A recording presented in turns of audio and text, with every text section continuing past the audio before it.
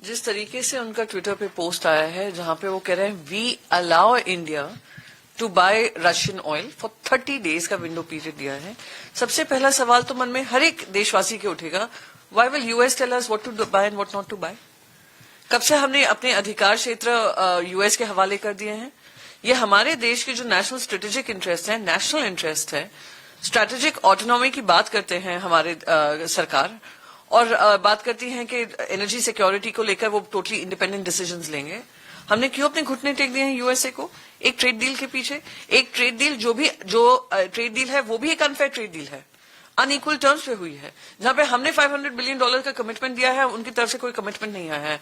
18% tariff पे agree किया था जो हमें पहले 3% टैरिफ लगता था।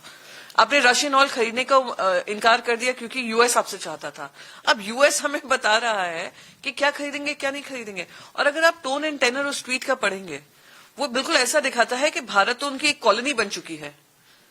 ये क्या हमारे देश को सुहाता है? 4th लार्जेस्ट इकोनॉमी का हम हवाला देते हैं और हम इंस्ट्रक्शंस लेंगे अमेरिका से। तो ये तो अब सरकार को आकर बताना पड़ेगा कि क्या क्या हमने कॉम्प्रोमाइज कर लिया है, जिस वजह से हम पहले अपनी एनर्जी सिक्योरिटी देखने से पहले हम परमिशंस ढूंढ रहे हैं कोई और दूसरे देश से।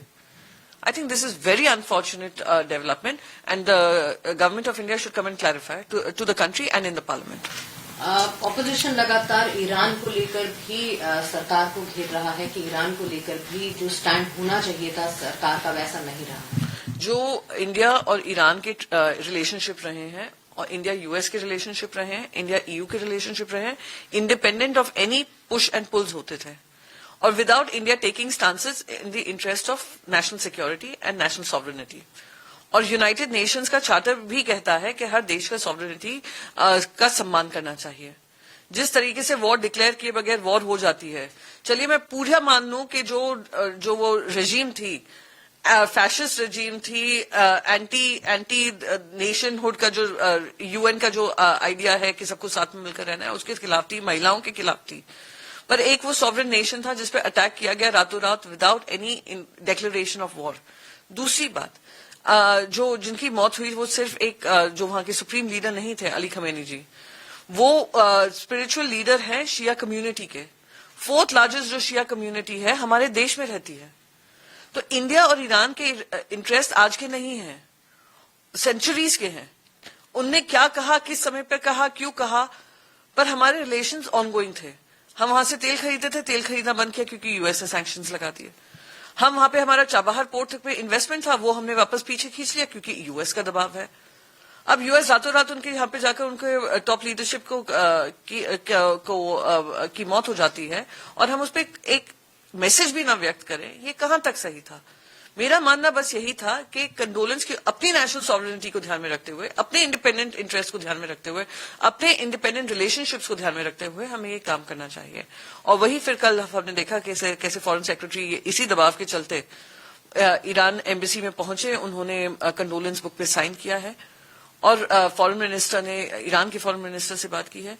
तो यही इंडिया का इंटरेस्ट सर्वोप्रिय होना चाहिए, सबसे ऊपर होना चाहिए, और वही हम बार बार कह रहे हैं। और वो अब आकर एजेंडा बनने के बाद तब जाकर उन्होंने किया है, तो टू लिटिल टू लेट है।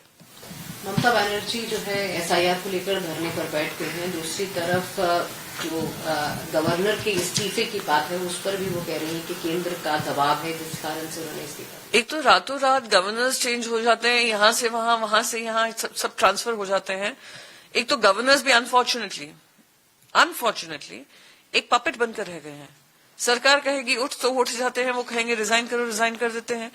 और जो सरकारें हैं जो साथ में हैं, जहां जहां भारतीय जनता पार्टी की है, उनकी तो चीफ मिनिस्टर्स पूछ ही नहीं सकते हैं सवाल फेडरल स्ट्रक्चर को लेकर। एक ममता बनर्जी जी हैं जो लड़ाई लड़ रही हैं, मैं उसका स्वागत करती हूँ कि वो एसआईआर की लड़ाई भी लड़ रही है, क्योंकि वो एसआईआर की लड़ाई सिर्फ वेस्ट बंगाल तक सीमित नहीं है। ये एसआईआर की लड़ाई पूरे देश पे को प्रभावित करेगी, वोटर्स के अधिकारों का हनन करेगी। लगातार वोटर्स के अधिकारों का हनन हो रहा है। ये एजेंडा बन चुका है कॉन्स्टिट्यूशन के में लूपहोल ढूंढकर, प्रोटोकॉल में लूपहोल ढूंढकर, इलेक्शन प्रोसेस में लूपहोल ढूंढकर, इलेक्शन कमीशन को कॉम्प्रोमाइज कर ऐसा हो गया कि वोटर कहीं भी वोट करे पर सरकार आएगी बीजेपी की ही। सेम बिहार में हम देख रहे हैं, जनता ने वोट किया नीतीश कुमार जी को अब उन्होंने रातों रात डिसाइड कर लिया कि नीतीश कुमार जी राज्यसभा आना चाहते हैं। नीतीश कुमार जी कह देते हैं कि हाँ वो चौथी एक जगह है जहां मैं नहीं गया हूं तो मैं राज्यसभा जाऊंगा, और मुख्यमंत्री बदल देते हैं।